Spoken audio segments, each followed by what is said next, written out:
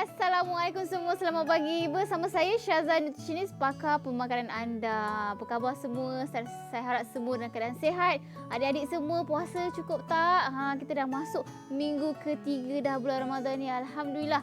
Tapi biasalah dah hujung-hujung ni mungkin mak-mak kan ataupun ayah-ayah yang menyediakan sahur ataupun minum berbuka, masing-masing dah ketandusan idea, tak tahu nak masak apa dah ni kan. So hari ni walaupun kita dalam segmen sarapan sihat, tapi kita boleh jadikan juga sebagai menu sahur sihat. Bukan saja sihat tapi mudah untuk kita sediakan dan pastinya menarik untuk anak kita makan. Okey, macam mana kita nak bagi anak kita menarik untuk anak kita makan? Kenalah ada orang kata bermacam-macam nutrisi dan juga macam-macam warna. Sebab saya nak ingin kongsikanlah sedikit tips kan, sebab biasanya lah ada juga yang mengadu pada saya, Puan Syazah, anak saya tak nak makan ni lah, dia memilih makan lah lagi sayur, dia tak nak makan.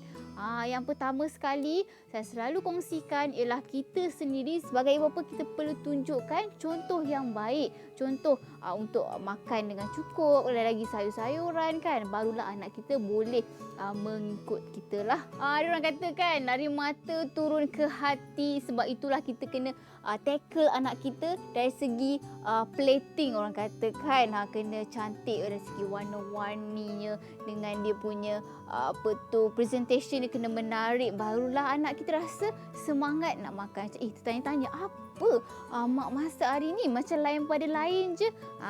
Sebab itulah sangat penting untuk kita menjamu mata mereka terlebih dahulu sebelum nak pikat selera dia. Okey, so hari ni kita nak sediakan sarapan apa ni? Lama pula kan Puan Syazah ni bebel, tapi nak sediakan apa ni? Okey, kita nak sediakan hari ni, kita boleh katakan French toast bersih sihat. Tapi saya panggil dia sebagai roti telur bersama keju. Sebab dia lain sikit nak kata roti telur yang biasa ataupun sandwich telur yang biasa. Tidak sama sekali. Of course kita nak berbeza sedikit. Okay, sebab itulah hari ni kita akan tunjukkan cara-cara untuk kita buat kita punya sandwich telur bersama keju ni. Okay, tapi apa bahan-bahan yang kita perlukan? Apa bahan-bahan yang kita kena sediakan dan apa nutrisi dia? Kita kena pastikan setiap menu kita ni perlu mengandungi ketiga-tiga makronutrisi. Iaitu apa dia? Kena ada karbohidrat, kita kena ada protein, kena ada lemak dan juga makronutrisi kita daripada sumber serat dan buah-buahan. Ini semua kena ada untuk pastikan kita punya hidangan tu lengkap. Walaupun kita ni dalam orang kata bulan Ramadan, masih lagi kita perlukan amalkan semua ciri-ciri makronutrisi ni kena ada dalam setiap hidangan kita, sama ada sahur ataupun ketika berbuka, untuk pastikan keperluan nutrisi mencukupi, khususnya untuk anak-anak kita ni yang sedang membesar. Kita faham, kita memang nak mengajar anak kita supaya belajar berpuasa, tapi dalam masa yang sama kita tak bolehlah beri kesan terhadap tumbesaran mereka. Pastikan mereka mengambil nutrisi yang secukupnya. Okey, dah panjang dah saya cerita ni. Apa orang kata bahan-bahan yang kita perlu sediakan ni untuk pastikan kita punya keperluan nutrisi lengkap dalam masa yang sama, sedap dan sangat mudah untuk disediakan. Sebab tu jangan pergi mana-mana. Kita kembali selepas ini.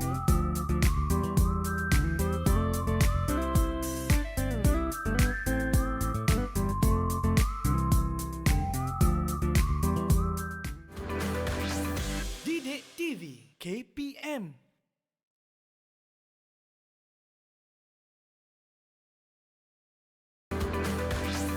Didik TV KPM. Hari ni kita dalam topik sarapan sihat, aka sahur sihat.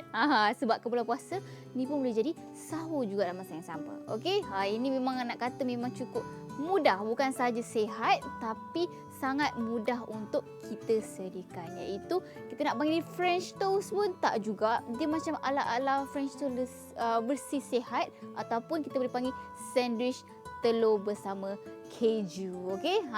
So bila kita cerita tentang sandwich, sudah pasti kita perlukan sumber karbohidrat kita daripada roti. Kita ada 2 keping roti wholemeal depan mata kita ni. Okey, mungkin ada yang tanya pada saya lah, ada beza ke puan kan? Roti putih lah, roti wholemeal lah, roti whole grain lah. Kan ada banyak sangat pilihan kan? Tapi sebenarnya kalau dari segi kalori lebih kurang saja. Sebab itulah saya cakap yang paling penting ialah jaga kuantiti dulu, nombor 1. Barulah kita jaga dari segi pemilihan makanan tu. Okey, contohnya lah kanak-kanak atau remaja, 2 keping roti sudah mencukupi. Dari remaja perempuan lah ataupun wanita dewasa. Tapi kalau untuk remaja lelaki kan yang sedang membesar, mungkin bolehlah ambil dalam 3 hingga 4 keping roti bergantung kepada keperluan kalori masing-masing. Okey. Dari segi sudut nilai glycemic index, itu yang berbeza sedikitlah antara roti putih, roti wholemeal dan juga roti whole grain. Okey, kalau wholemeal ni dia punya serat tu lebih tinggi.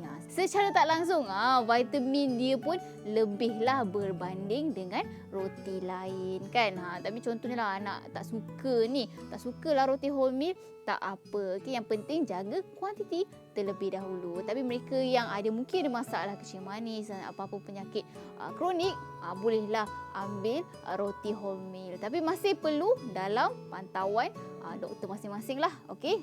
Okey, ni dari segi roti ataupun pemilihan jenis roti kita. Kita ambil 2 keping. Okey, seterusnya kita perlukan susu kita ataupun sumber kalsium kita. Sebab selalunya lah keperluan kalsium sewaktu berpuasa lah selalunya agak kurang. Sebab tu kalau boleh kita masukkan jugalah sumber kalsium dalam diet harian walaupun kita sedang berpuasa. Ni cukuplah dalam setengah gelas. Nak 1 gelas pun tak ada masalah lah. Tapi untuk 2 keping roti, setengah gelas sudah pun mencukupi. Ada yang tanya saya ni tak boleh lah puan minum susu je sakit perut kan? Minum susu je kembung. Ada je masalahnya. Mungkin kalau ada ciri-ciri macam ni, bila minum susu je nak keluar masuk tandas, mungkin anda mempunyai masalah lactose intolerance. Maksudnya tidak boleh menghadam susu laktosa ataupun gula laktosa daripada susu tu. Jadi boleh tukar daripada jenis susu yang bebas laktosa. Sekarang dah ada dah di pasaran ya. Bolehlah dia cakap kat situ lactose free kan, yang bebas laktosa ataupun susu soya. Jadi inilah antara orang kata pilihan lain lah kalau ada masalah untuk menghadam laktosa atau gula susu ni. Okey. Okey, juga ada yang tanya saya, kita kan ada banyak jenis susu kan puan. Ada susu segar lah kan, susu penuh krim lah, susu low fat lah. So mana satu yang paling baik? Okey, untuk kanak-kanak yang sedang membesar, yang paling baik ialah susu penuh krim kerana kandungan lemak dia lebih tinggi dan juga vitamin dia lebih tinggi sesuai untuk anak kita yang sedang membesar. Tapi kalau untuk kita yang dah cukup dah tumbuh besarannya, cukuplah kita ambil sama ada susu segar ataupun susu rendah lemak. Ini pun susu rendah lemak ni pun kena perhatikan tau. Kena bandingkan dari sudut jenama dia. Sebab setengah jenama, sebabkan rasa dia agak kurang berlemak, mereka akan tambahkan gula supaya dia rasa lebih sedap. Sebab itulah kita kena berjaga-jagalah. Tak ada gunanya kalau kita pilih susu rendah lemak tapi gula dia pun tinggi kan. Lebih baik kita ambil susu segar sahaja. Okey. Sebab tu paling penting kita tengok label makanan ya. Tengok kita punya chop kat situ. Sekarang ni KKM dah pun ada buat healthier choice logo. HCL tu kan warna merah tu.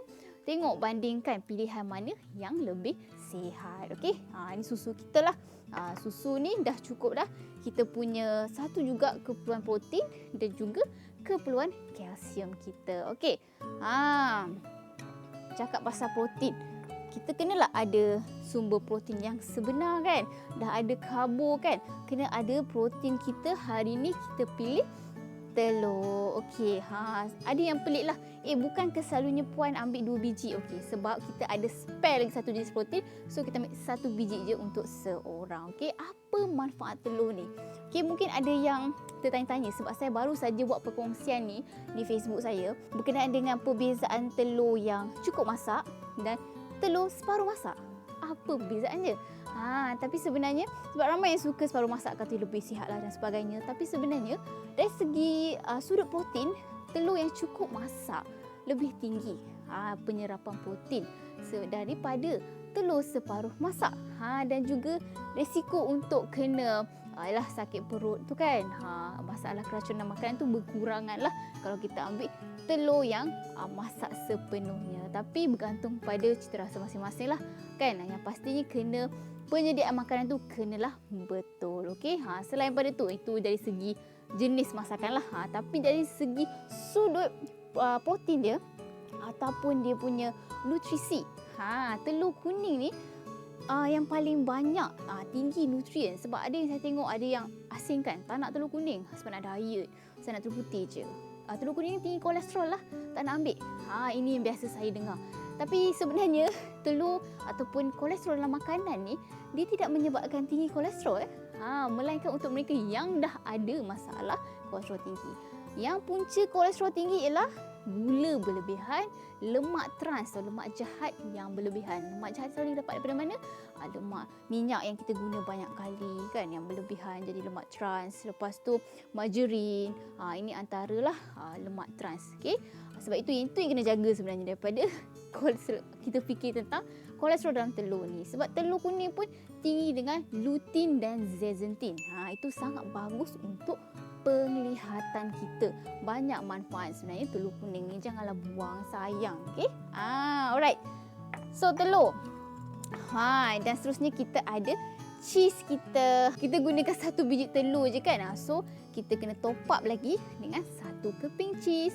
1 keping cheese ni bukan saja sumber kalsium, tapi juga sumber protein harian kita. Cukuplah keperluan kalsium kita kan. Ingat tak, satu hari untuk kanak-kanak atau orang dewasa, kanak-kanak lebih lagi lah, tapi orang dewasa biasanya hanya perlu ataupun perlu cukupkan 3 sajian kalsium.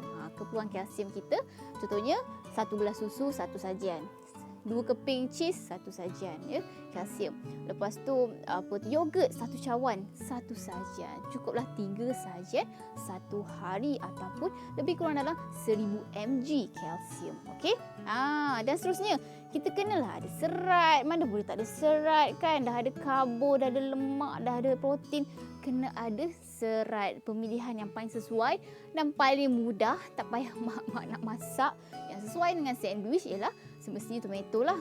Tomato dan juga salad. Ingat tak, kalau boleh lebihkanlah warna. Janganlah ambil ada warna hijau je.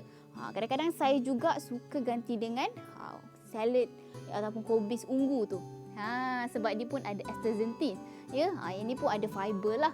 Jadi kita pelbagaikan, warna-warnikan sebab setiap warna mengandungi phytonutrien yang berbeza. Contoh macam tomato tadi, saya rasa tomato ni memang ingat sangatlah. Ya, ada lycopene kan, ada vitamin C, sangat baik untuk kulit. Sebab itulah ada orang jual kan suplemen, saya tengok biasa kata ekstrak tomato dan sebagainya. Tapi sebenarnya lagi baik kalau kita makan terus tomato ni daripada kita beli yang ekstrak dan sebagainya. Itu yang lebih baik. Sebab apa? Tomato ni lagi kita masak kan, lagi tinggi dia punya glycopene dia. Jadi pastikanlah adalah dalam setiap masakan kita mengandungi tomato. Okey, ini cukuplah dalam separuh pinggan ataupun 2 saiz tapak tangan kita. Untuk keperluan serat.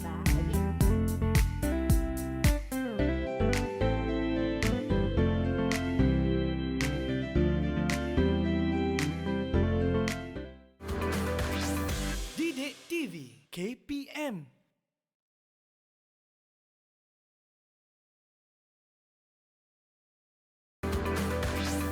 Didik TV KPM. Tadi kita dah tunjuk dah apa bahan-bahan untuk kita sediakan sarapan sihat kita pada hari ini, iaitu French toast bersih sihat ataupun roti telur bersama keju. Okey, tapi macam mana kita nak buat ni? Kan tadi dah tahu bahan je tapi tak tahu cara nak buat. Jom saya tunjukkan macam mana kita nak buat French toast kita yang bersih sihat. Okey, jadi mula-mula kita ambil tomato kita, hiris macam biasalah. Ikutlah, ada yang dia nak hiris penuh kan.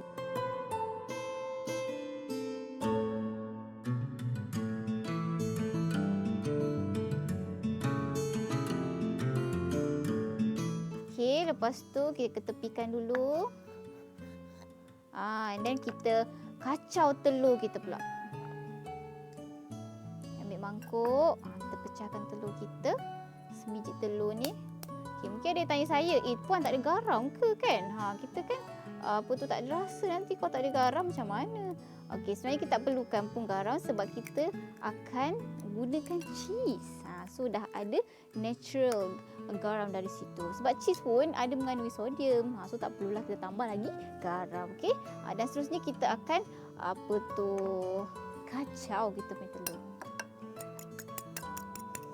Kalau nak sediakan dalam kuantiti kiranya 2 orang, letaklah 2 biji. Doublekan portion daripada yang saya sediakan ni lah.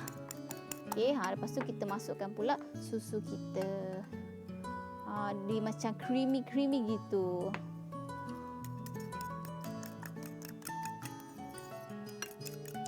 Okey, dah siap. Memang senang. Okey, lepas tu kita akan celup kita punya roti.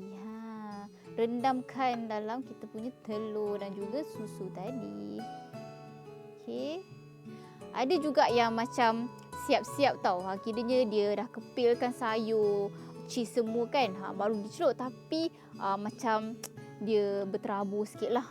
Kalau kita buat macam ni lebih teratur sikit, tak ada masalah, cara masing-masing, asalkan dia punya nutrisi kita dapat kesemuanya. Okey. Okey, biar kejap saya nak letak dulu kita punya sayur-sayuran. Okey, kita letak sayuran kita.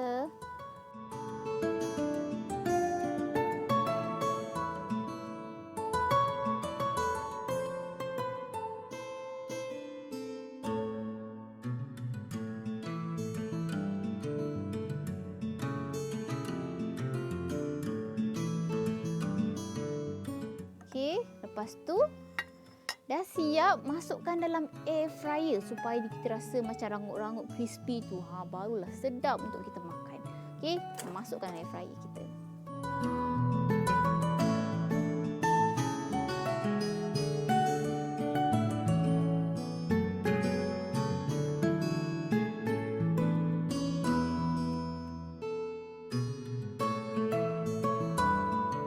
Okey, jadi siaplah sudah kita punya roti telur bersama keju. Tengoklah, kalau korang boleh bau memang mengancam. Memang tergugatlah kan, nasib baik puasa ni.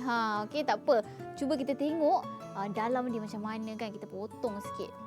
Dia punya cheese dia tu memang dah orang kata cair.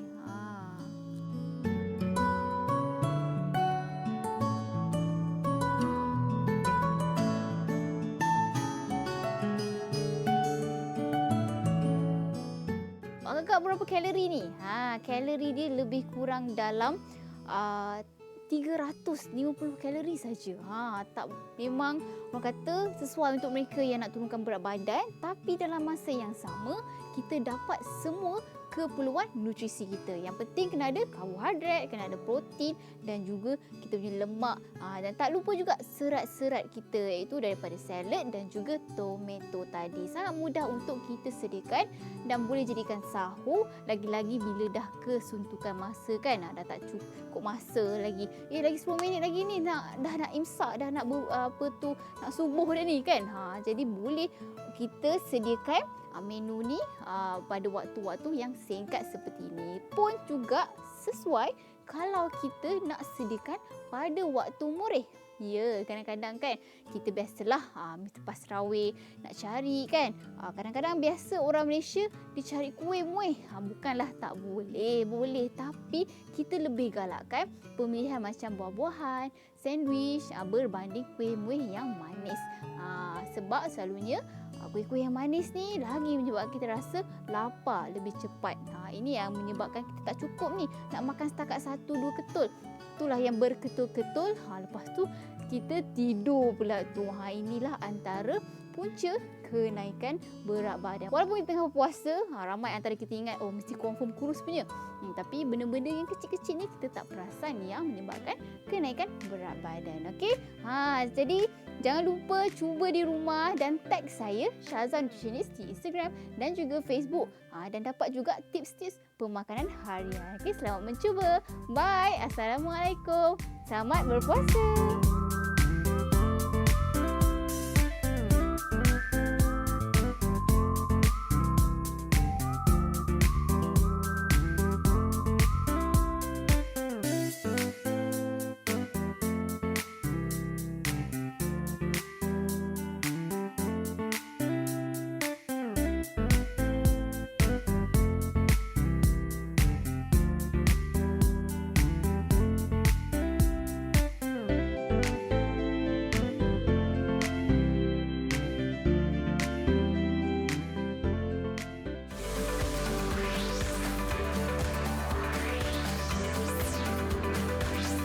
Didik TV KPM